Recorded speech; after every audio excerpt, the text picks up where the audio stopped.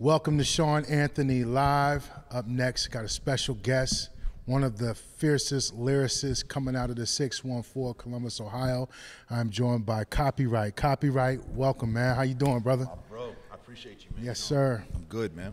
Man, I got so much to talk to you about, man. First of all, glad that you're here. How are you doing, first of all, man? I'm good, man. I'm good. The album just dropped, the High Exhaulted II, Man Bites Dog Records just dropped like on the 22nd. So the reception on that's been really dope, and everything's been cool, man. Just chilling and shit. Just got off tour and whatnot. We're going to talk about the tour. I want to talk about, let's jump right into John Cena. All right, cool. Yeah. So John Cena, give me the context, because first of all, you got a song on there, spoiler, right? No spoiler alert. Spoiler alert, yeah. Oh, spoiler alert. Yeah. And, you know, I guess from my understanding, John Cena snatched some of your lyrics in one of his matches, right? Give us the context about the whole John Cena thing. All right, so basically, that's it. Like, me and Esoteric, he's a Boston MC. He actually used to ghostwrite for John Cena, and John Cena did to him what John Cena did to my lyrics. Like, he just snatched him and used him in the ring. I just recently saw like a blog that Esoteric was talking about it in, which is crazy. Esoteric is in the group Czarface with Rebel INS from Wu-Tang and shit. So basically, me and Esoteric had some dumb like rap beef shit, like just like diss song. I do a diss song, he do a diss song shit. And I said a line where I said, and I got a level with homie. It's not that you ain't on my level, it's that you ain't even on the level below me.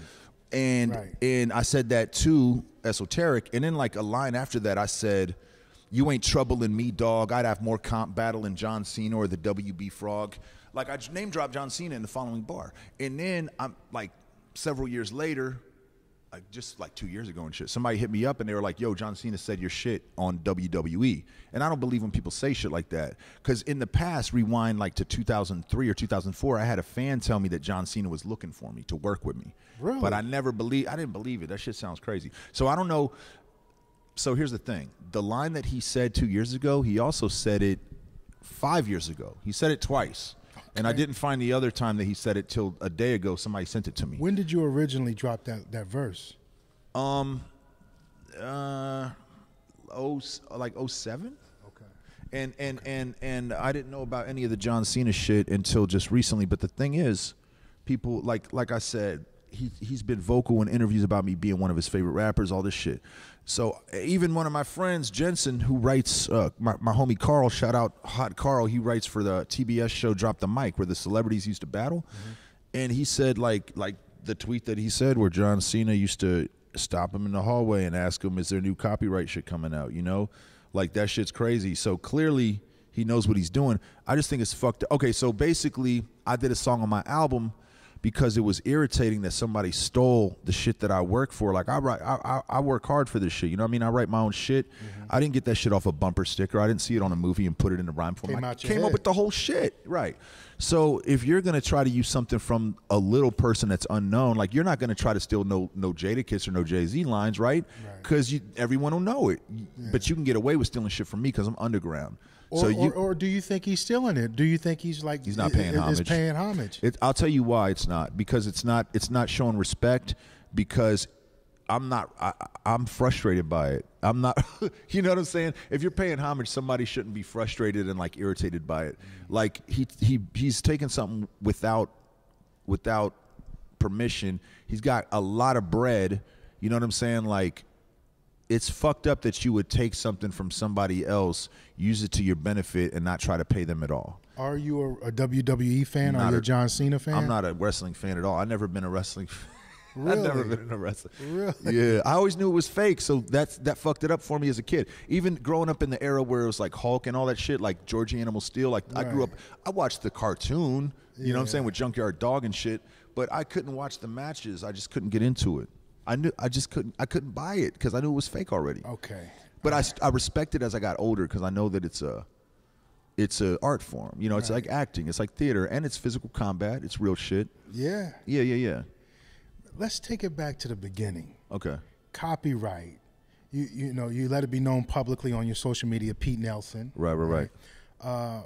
what inspired you to dive into hip hop? A white kid coming out of Ohio, Columbus, that is, you know what I'm saying, and really made your mark, man. You know, in this hip hop culture, as a dope MC. You know what I'm saying? What inspired you? What was the genesis of Copywrite, and where did you get the name from? So when I've been rapping since '91, right, and I couldn't think of a rap name, but I would tag my name, like I had it tagged on my bed and my headboard, Pete Nelson, and then I had a C after it with a symbol, and I couldn't think of any rap name that I liked. So eventually I was just like, I'll use Copywrite because no one else will use it. Nobody else is going to use it because it don't sound like a rap name. And also I like what it meant. Like if something's copywritten, it can't be duplicated. So I was like, I'll use that. So basically I got into it. So, okay, I'm born in Columbus, Ohio, east side of Columbus, Livingston and Elaine Road. I went to Leawood for like first grade. My mom and dad, me and my sister moved to Florida while I was out there in 89, 87, something like that. When did Push It come out? Push It by Salt and Pepper, and when did I was in the 80s, man. When did Boys in the Hood come out by and License to Ill, was that 87? 87. So in 87 I started hearing hip hop, and like before that I didn't have a music type that I liked. Like my mom liked soul shit, Motown shit, you know, and then my dad liked like classic rock. But I didn't have my own music yet. So when I heard rap, I gravitated towards it because it sounded like it was very animated, man, and it sounded like a cartoon, and I'd been drawing since I was like 4, so I was into shit like that. So basically, I was a fan of it. When I moved up here in '91 from Florida, because my parents had split up, we moved to Larry Place around Sutton Square. I met Jakai and them there. I went to Johnson Park Middle School. That's the east side. Yeah. East side Columbus. Yep. So Jakai and them used to have a boombox, and they would just record like skits, like Saturday Night Live, just comedy shit and just silly shit. So one time, Jakai had it recording, and he was doing a beat, and we were all just freestyling to it while he recorded it. And people in the neighborhood heard it, and they thought they kind of egged us on to do shit. Like they were saying it was dope. It wasn't dope. It was all right. You know what I mean? But right. But then we were like, well, let's try. In retrospect, but back then it was dope. It wasn't bad, but it wasn't. You know, it wasn't dope. Like, but basically, their reaction to it made us think it was that they fucked with it, that it was dope. So we were like, fuck it, let's try to write something. So then we all started writing, and that's really what it was. Like we kind of had the fundamentals early on. Like Jakai first verse was dope. My first verse wasn't whack. Like we kind of had the fundamentals, and then we kept doing it. Like, but I didn't take it seriously. Like I didn't really think about putting out music or anything. In fact, I used to be real shy to rap. Jakai had it wasn't till he got kicked out of Eastmore and came to Ridge. He used to put me on the spot to What rap. school did you go to? I went to Ridge High School. Yeah. What year did you come out? I was supposed to graduate in '96, but I didn't graduate. Okay, all right, that's cool. So when did you start to take hip hop serious? So it wasn't until high school. It wasn't until after. It was when me and Camus were rapping as Megahertz. That's when I really started thinking like that we're getting good enough. What year around was that? What was like that? 96 is basically 97 is when we were like, all right, we're starting to get, because we were super critical of ourselves. We used to say shit like we're not ready yet. And then we had Derek, who's Camus. Yeah. Who's Camus? T-Row, yeah. Rest in peace, T-Row Smith, yeah. Camus Teo. Talk about him, man. You pay a lot of homage and respect to Camus. So Camus is one of my best friends, man, one of my closest friends I ever had. He was in the group Megahertz with me. We really kind of went on this journey, me and him, like trying to get on and all that shit, going to New York. We went to fucking overseas, just carrying this flag and trying to do all this crazy shit that I don't think anybody else would have been willing to do. Nobody else was like willing to jump in a van and go to New York and drop a demo off, you know, on the fly to Bobito's store and shit like that. Like he was the only one who he was like me. He had no backup plan. He loved rap, and he was just like, I'm just gonna make this work. Like there's not a what if this don't work. That's not even in my mind. This is gonna work. Everybody loves us. Can't nobody fuck with us in the city. We're gonna make this work. You know what I'm saying? So that was the mind state. And rest in peace. He passed away from cancer. I want to say in 08. And this shit fucked me up, man. That's still my best friend to this day. I don't like the term best friend because it sounds childish, but That's my best friend, man. So he was, me and him were megahertz even before RJ was in it, before Jakai was back in it, before Elliot was in it. We're the heart and soul of megahertz. So, you know. What is megahertz? That's the group that we all came from. Like, that's me. It used to be a bigger group. It was me, Camus, Smurf, Phys Ed, a lot of cats, Cool Ray, a lot of cats y'all may not have heard of, but like Megahertz was 9 people. Matter of fact, at first, Boys to Men wanted to sign us, Megahertz, when we were like 9 deep. But they wanted us, it was 2 of the members of Boys to Men, Sean and Juan Ye. And they wanted us to keep incorporating R&B with our shit though, and we were like, nah, we ain't doing that. Right. We were in that era. How did y'all get recognized? Were y'all doing shows in Columbus? We had a dude, Sean Reisner. Shout out to Wendy Huntley and Sean Reisner. Hold on. Do you know these people? I know those people. Okay. You dropping names? Yeah. Okay. Sean Reisner and Wendy was the lawyer. Sean Reisner managed Rashad. Yep. Yeah, so I got a lot of history with Rashad. Rashad's my guy. We used to megahertz. Shout out to Rashad. Shout out to Rashad, my brother, man. The third eye. Megahertz in the third used to be one crew. It used to be one big crew in high school. But okay, so Sean Reisner, this is back when Nelly. He used to tell us about Nelly. He was like, "So, do y'all want to do this?" Da da da da da. But basically, Sean Reisner was a connection. He's seen us perform at the Coming Home. Yeah, remember the Coming Home, and then he was interested, and from that point, you know, he was trying to work with us and shit like that. That's crazy. He was nothing but helpful, but we were just very we were purists. We were rap purists. We did not want to involve R&B. We thought we were superheroes. Like we wanted to put out what we thought lacked. We didn't want to conform. Right. So it didn't work out. Yo, shouts out to Sean Reisner, man. Yeah, shout out to Sean Reisner. So wait, what was the question though? What was the original question? What was megahertz? You okay, answered yep. it. So it was yep. And then later on when we met RJ, you know, because RJ's done big things in the game. We met later at a show because our DJ didn't show up, and he was there, and he basically DJ'd for us and dropped me and Camus off at the crib, at Camus' mom's old crib on Main and Lily, and then we just vibed from that point on and shit. But at the core though, megahertz is me, Camus, Tage also. Tage, Elliot, he went to Northland. He used to be in the third. Like, he went to Morehouse College, so he... What's his name? Elliot McDaniel, okay. Tage Future. He basically, he went to school and went to Morehouse and graduated. So while he was in college, me and Camus were running around in New York doing all this crazy shit because we had, like, putting out all these records, getting up with LP, getting up with Mighty My, just, like, trying to make all rap dreams come true. You know what's crazy, man? Back in the day, a lot of people may not know this history about myself, but few do. Mm-hmm. You know, I used to rap. I used to produce back in the day. In fact, when I first came here, I was heavy into the hip hop scene. How we got started here in Columbus was through Majesty. He went by Kid Majesty was Busy's artist. Cedric, yeah. He was dope as fuck. Look, real quick. I don't mean to. Here, go ahead. Nah, go ahead. So our first talent show ever was at East High School. We had afros. It was 4 of us. We had basketball jerseys on, and Majesty was there. They were doing this thing called Code Red and Code Blue. It was him and this other dude, and their shit was real dope. Like, yeah, man. We got put on doing on the local scene through Majesty at East High School talent show. Was it the one where Spirit won? That's probably we came in second place. That's probably every single. We came in second place. What was y'all's name? Because I'm gonna OPG. I was Oral Funk Gods. Bro, I was there, bro. My rap name was Flick. Was this the night? Did Spirit keep singing? Spirit won. The fam. But did they keep backstage? Did they keep singing "Come Clean"? Did "Come Clean" just come out? And did they keep going? You on the front, what? And keep saying that line? I don't remember that, but I know that we Dame Lee was there. Dame Lee. He was a judge. Dame Lee was there. I was there, bro. What, you don't remember the you don't? Listen.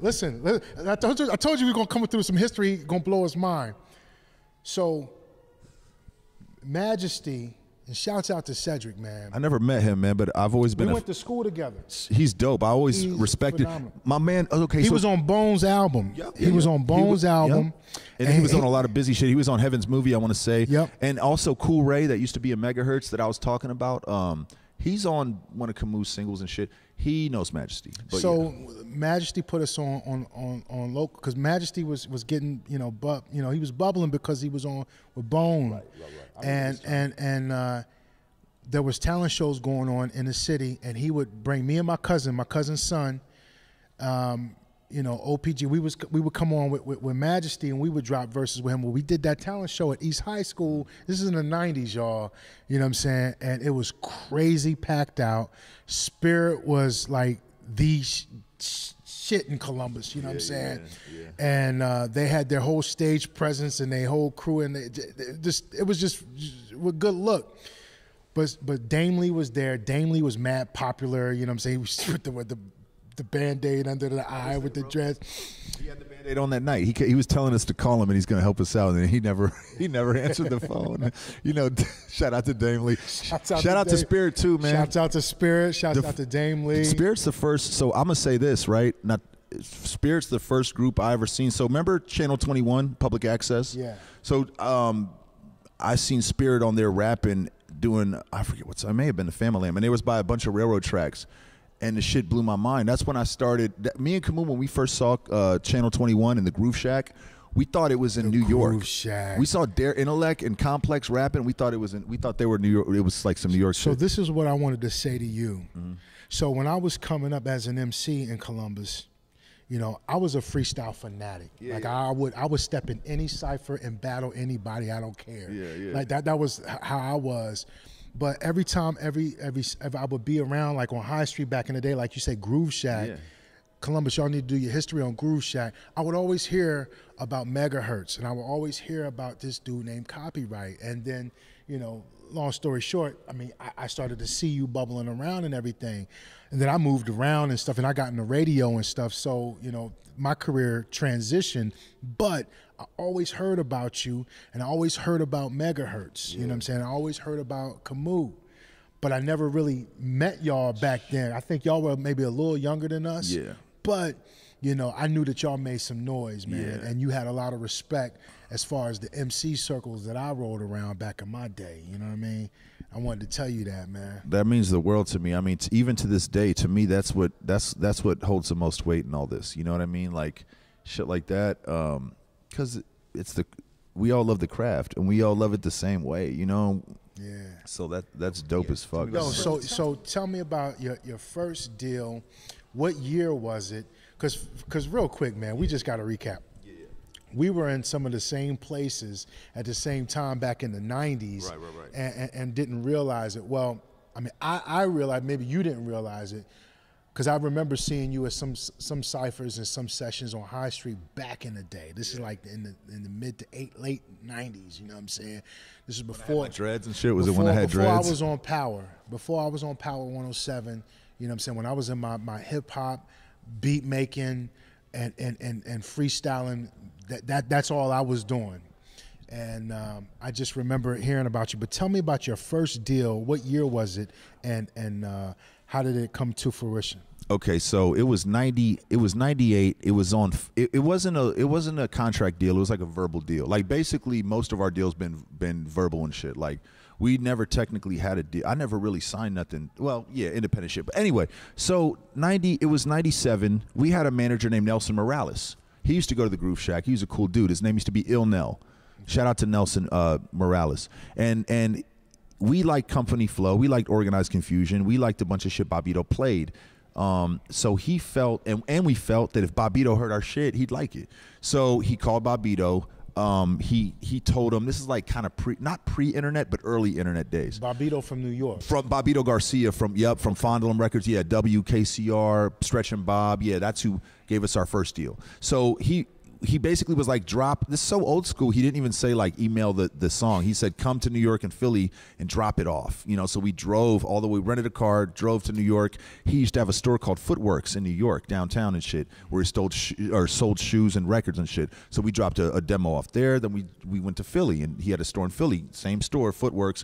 We dropped one off there. So then we came back home. A month passed, and we didn't hear nothing. So we thought he wasn't fucking with it. And then he called Nelson and said he played it on the radio, and he asked us, did we want to put it out?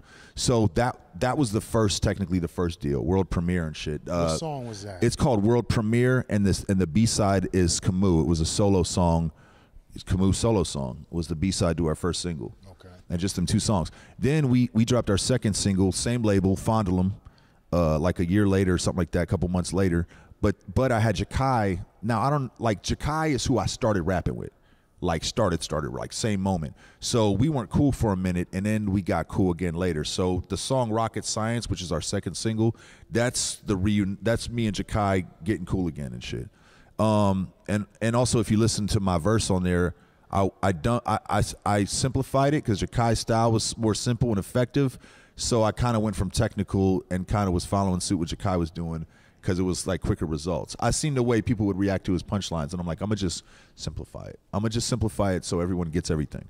And then the third one was my actual first solo single. See, I didn't want to be a solo artist. Why? I never was solo. I never did any solo songs in my life. I just only did solo shit. Mighty Mai from Eastern Conference Records, High and Mighty, approached me, and he only wanted to work with me. I tried to get Megahertz on, and I tried to get RJ on and all that, but he just wanted to work with me. So we always had a pact that whoever could get our foot in the door would do it. So that was that. Holier Than Thou, the first song that's on Raucous, like my first solo single, that's the first solo song I ever wrote. Like I didn't know how to write a chorus or any of that. I just had to do it.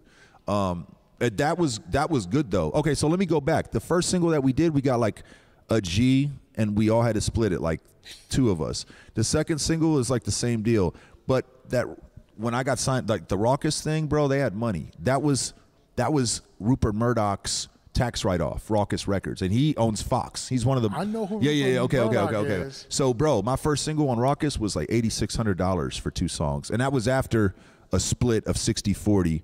With High and Mighty getting 60% and me getting 40%. So there was a lot of money in underground rap. You signed to Raucous? I didn't even sign nothing. It was still a verbal deal. It was just a verbal thing, but the money I got was $8,600. That was my first solo.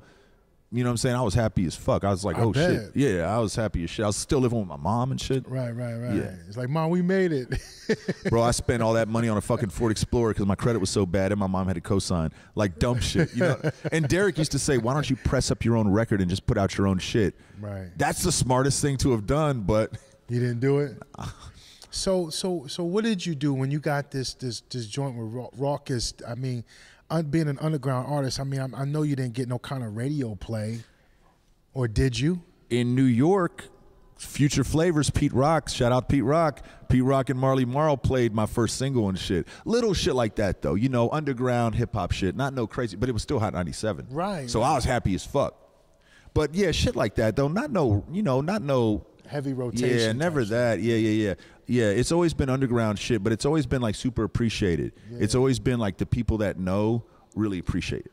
So take me to like when the first project that put you on a tour, like, because you know, for many people that don't know, touring is really where artists can make a living, right? For sure. So when did that situation where you started, getting some stamps on your passport? So we got lucky because once again, Bobbito, before we even put out a record, we may have had world premiere out. He had me and Camus go out with overseas, Sweden, with, bro, we opened up for the Roots. It was Dilated Peoples out there before they got their record deal, Jurassic 5 right before Interscope signed them. This group called Natural Elements from New York used to be like real dope on the underground scene. But like we got lucky, bro. Bobbito, it was just like little shit like that. And then once we went over there, we were able to go there again because they fucked with us. So like me and Camus flew out to Sweden our own one time. So it was just you and Camus? The second time, just me and him just flew out there from New York. Y'all under the moniker Megahertz? Yeah. And the first time we went out there, though, we went out there and met, and it was like we went out there and met with Bobbito and all the rest of the artists, and it was like Last Emperor, who used to be on Aftermath. He definitely was a Dr. Dre artist.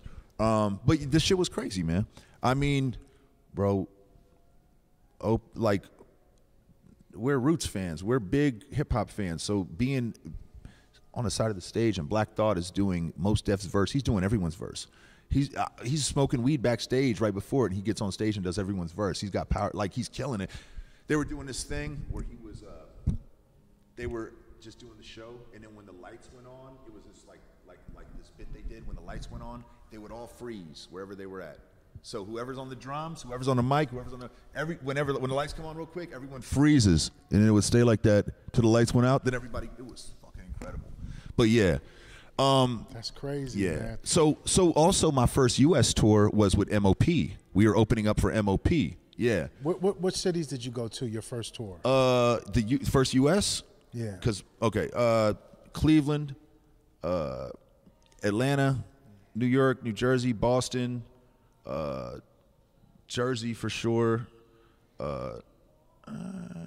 North Carolina. Now, what was the responses when you went to these different cities across the U.S.? Good. It was good. They were fucking with me, bro. It was. They were fucking with me. So let me ask you this, because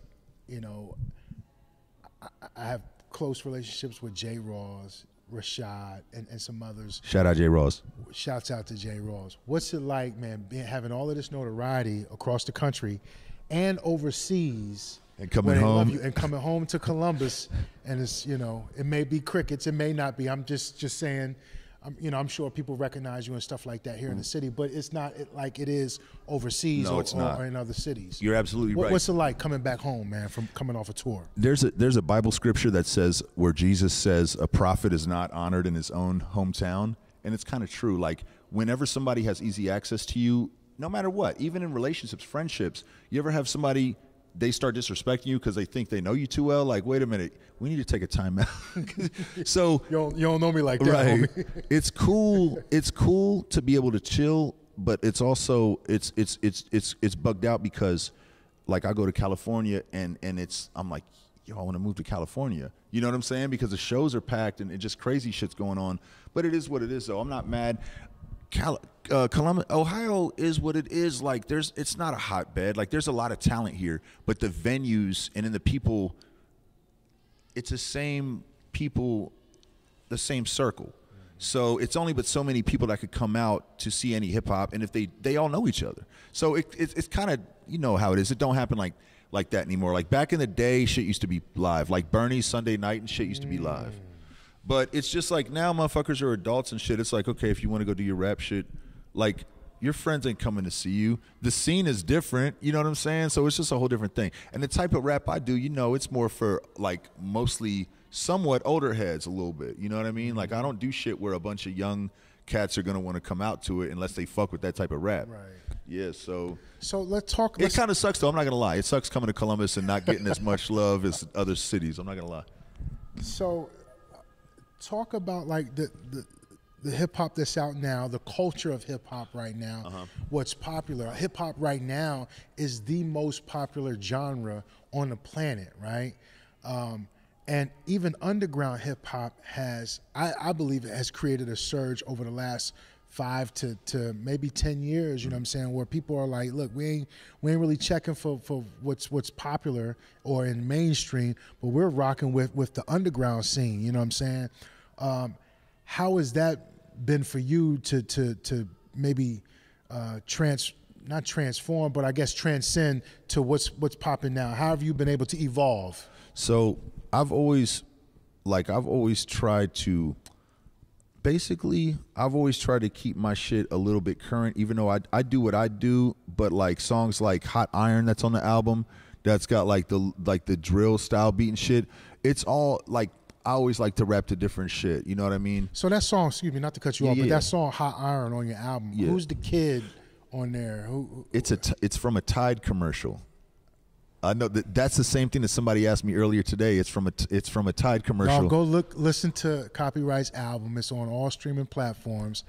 The Highly Exalted, High Exhaulted II. High Exhaulted II. I was about to say highly. The High Exhaulted II is on all streaming platforms. That's a dope record, man. Thank you, bro. That's a dope and record. Jay Swiffer from Fly U produced it. Union. And then my bro Dom found the sample. Like, he basically found the sample, sent it to me. It's a YouTube commercial, bro, for Tide. I know Jay Swiffer. Shouts out to that's my homie. That's like family to me. That's what's up. Yo, he's Jonathan Tribune. So I used to go to Rhema. I used to go to Rhema Christian Center, and that's how I originally know him. I used to go there with Jakai, you know. Right, no, right. And rest in peace, So What? You know, Damon Dodson used to go there, but that was a cool, you know what I'm saying? That was a cool So I went to International Christian Center where his father played the keys and the bass. So wait, what's his dad's name again? Hold on. What's his dad's name?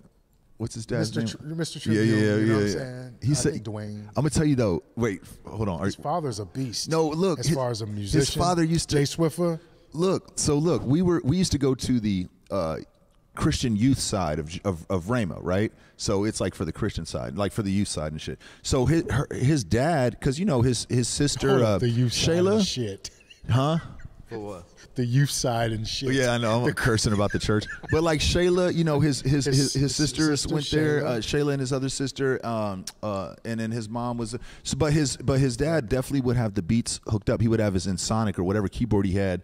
It before church would start, and he would be playing his beats. And I remember Jay Swiffer told me recently. He said that's how he got inspired, because his dad would always be playing beats. But he was talking about how his dad. He was like, my dad. He's like all them goddamn kicks. He's talking about all the kicks, like, because you know back his whole family. The kicks is and the beats. Multi-arts family. Yeah. Like Jay Swiffer, his sister's a dancer. Yeah. And a rapper, and his other sister's a rapper and a poet, you know, and an actress and a bunch of stuff. His mother is a dancer. Yeah. She teaches dancing, and his father is a musician. Yeah. So you know that's a whole talented family. Yeah. Shouts out to Jay Swiffer. Shouts out to Jay Swiffer. And it's sad, man, that they broke up. Fly Union. Yeah, it is. You know what I'm saying? Like, you know. That's who mixed my album.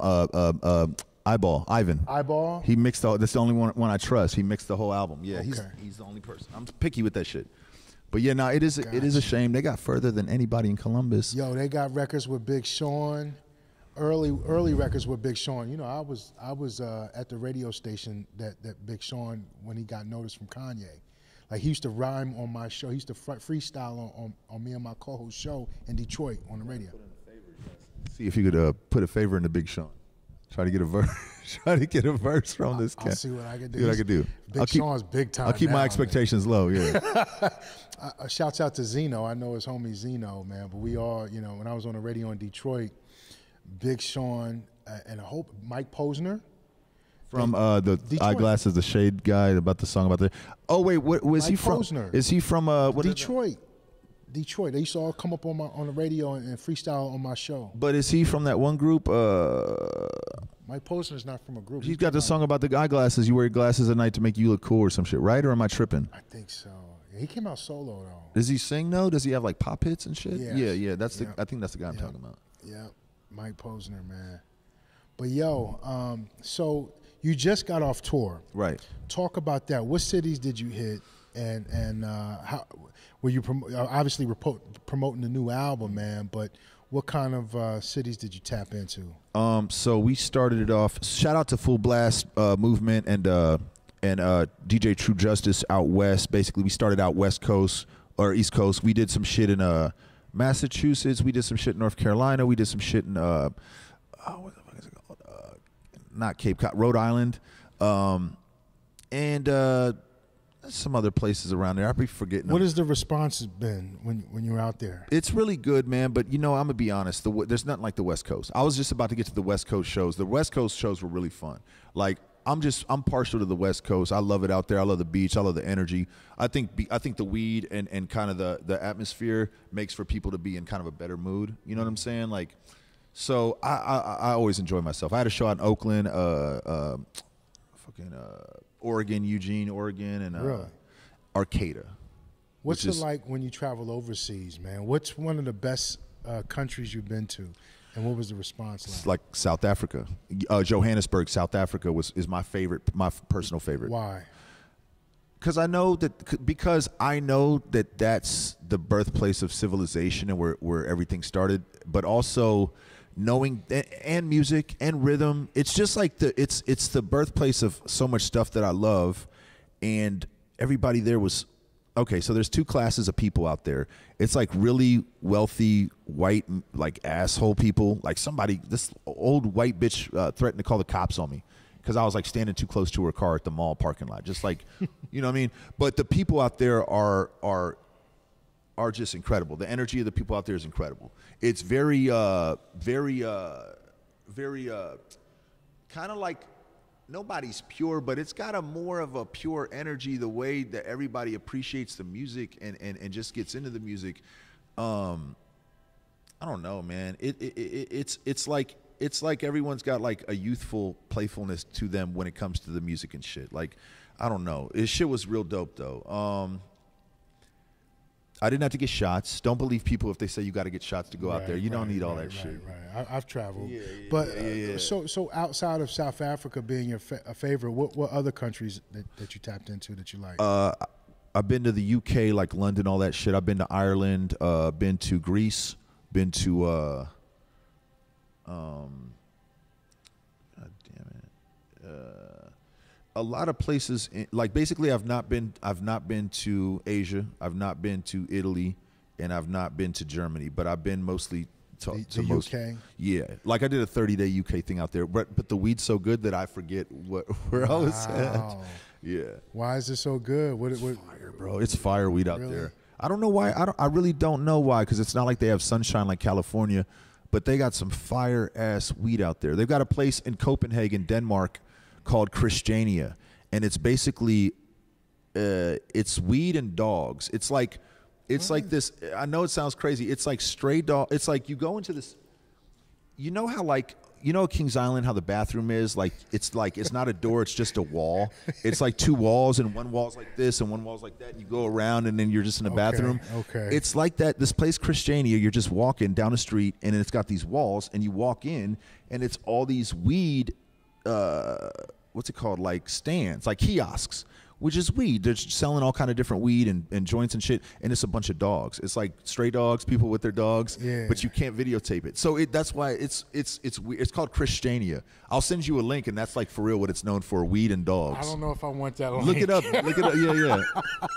Hey, man, speaking of weed, man, the first song on your album is talking about cold turkey. Yeah, cold turkey leftovers. Yeah, it's cold turkey leftovers, man, where you talk about you quitting drugs cold turkey. I don't want no leftovers, right? I'm kind of paraphrasing it, but talk about that, man. Were you battling with some? That's exactly, that I was doing that like tongue in cheek, like kind of humorous, like because in the chorus I say I got a devil on my left shoulder. No, I got a devil on my right shoulder, another devil on my left shoulder, telling me I'll never get sober. So basically it's like just kind of like saying fuck it, let's get fucked up, but also like talking about some real shit, kind of, sort of. Not like I'm good with all that shit. I just kind of was doing it on some humorous shit. Like I thought it was dope. My friend had a line one time, rest in peace. I had a friend that he had a line in life where he said, I'd quit drugs. He said, I'd quit cold turkey, but I hate leftovers.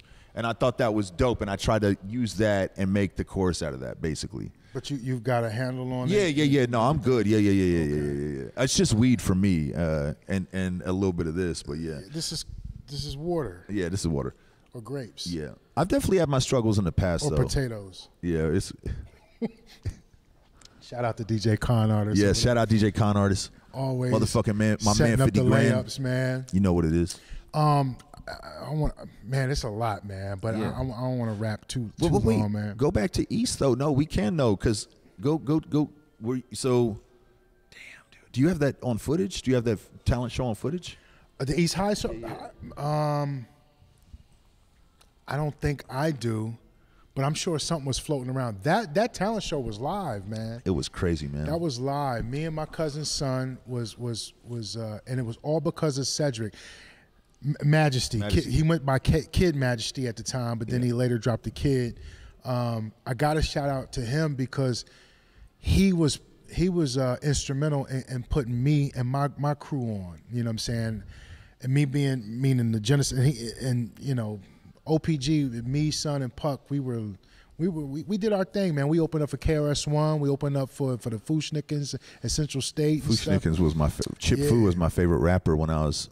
Yeah, we did some damage, man, back in the day, man. But was Puck in the Fam? Do you know who the Fam is? Ooh-ah? Does that ring any bells? It was a crew called the Fam. No, you don't know that. You're looking at the originator. Got here. Ooh-ah? So you know about so I definitely know about y'all. Bro, that's crazy. So Puck, I used to hear his name. Say Puck, ooh, I used to hear his name. So Metro and them, they're the ones that put me on to y'all. They'd be like, ooh, because they'd always say it. They always be like, ooh, they always like this shit. Yeah. But like y'all had a female rapper that was real dope too.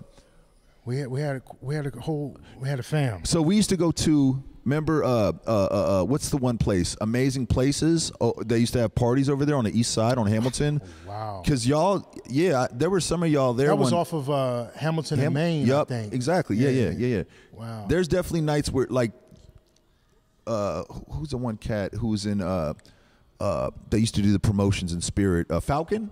Okay. Falcon, I remember I just remember I was there one night and it was a lot of MCs from the fam out there rapping and killing shit. And like, that was me. Yeah, I was bro. There. That's crazy, bro. Puck was like, so let me break it down. Son was deep and very, very methodical. Puck, I was just brash in your face. You know, I'm going to tell you to your face, talk about you head to toe. Puck was a lyrical assassin. And it was three of us, and we had a band. We eventually had a band. We used to perform, you know, and do all kind of shows, man. I used to perform when Rashad first got his record deal with Caper RCA. Right. When the Harlem World stuff, all the Harlem World, and Lil Kim had a feature on his album. In fact, Lil Kim shouts out Rashad on Lil Kim's first album. What song? Or in the credits? Well, on Rashad's album, she had a song. I can't remember the song, but Rashad used to have this song called Sway. No, I know. I know. But I used to perform. Sway. They used to play Sway on the radio. At the Coming Home with Rashad. Yeah. Because they didn't have a rapper, they was like, "Yo, Sean, you know, come." And I was there. Sean Reisner, all of them. So yeah, man, I was there. We were in the same places, but Puck, fam, I'm one of the originators of fam. And I went to Independence, right? Like y'all were deep at Independence. Yeah. But see, high school. Yeah, I graduated, you know, a little bit before, but Mr. Super and all of you know, DG, all the shouts out to the fam. That's crazy, only bro. a few will know about that, man. Crazy. But I knew that we was in some of the same circles and stuff back in the day. Like I said, I always heard about you, man, and had heard nothing but dope. You know what I'm saying? As an MC, you know what I mean? Yeah. And you're still doing it, man. Congratulations on your new project, man. You know, I wish you nothing but the best, man. We got to do this again. Yeah. You know, because I really, you know, with the platform that I have and being back in Columbus, I want to take this opportunity to start giving the flowers out to some of Columbus's greats, people that have made an impact in the city over the past decades, man, especially during my run, you know, here on the radio from Power 107.5, back now I'm on Magic, but at the same time, man, hip-hop is in my blood. I've always been a part of the hip-hop culture, and having cats like Copywrite, you know what I'm saying, to sit down and chop it down, this is just, I guess, the beginning of many more interviews we're going to be doing, man, with a lot of Columbus greats, man, in the game. Yo, there's a lot of rich history here, bro. I appreciate you for taking time to sit down with me. You know, like, you know what it is, man. I really appreciate it, man. It's crazy because I enjoy chopping it up with you because we've done a lot of the same journey in the city. Like we've been a lot of the same, you know what I mean? Like done a lot of the same shit, like all the hip hop shit. And talk about your acting, people. Man. You about to get the top of the acting. Man. So look, so I got the acting bug and shit. Like, man, I don't want to talk about how I got the acting bug, but I just want to do acting. Like basically, Euphoria hit the casting agency for Euphoria hit me up, just checking out my Instagram. And I fucked up the audition. I didn't kill it like I should have. So the next one I get, I'm a body it. This man can act though. We started talking about acting. I didn't know this man could act though. So yeah, I'm gonna get it next time. I'm gonna get the next role, bro. I'm gonna get the next role. Stay tuned, man. Go check out, go download, go buy the album, go the High Exhaulted II, the Man Bites Dog Records. Yes, Copywrite on all streaming platforms. Yeah, run that whole discography, man. Yo, hold on. Your Christmas album. Oh yeah, I get to talk about your Christmas album. Yo, you're raunchy man. Check to plug your Christmas album. Yo, so I listen to that joint, man. That shit's crazy, huh? Crazy. So I did a Christmas album. It's like it's an EP. It's 4 songs and shit. I wanted to do a Christmas album because nobody has shit to listen to during Christmas. Like they only got. Did. You know what I mean? I did. But it's raunchy as hell. It's almost like Bad Santa, like rap music version of Bad Santa. I appreciated it, man. Thank you, bro. I appreciated it. Bro. It was dope. It was crazy. It was crazy, man. Yo, check it out, man. All streaming platforms, Copywrite. This is Sean Anthony Live, y'all. Peace. Peace.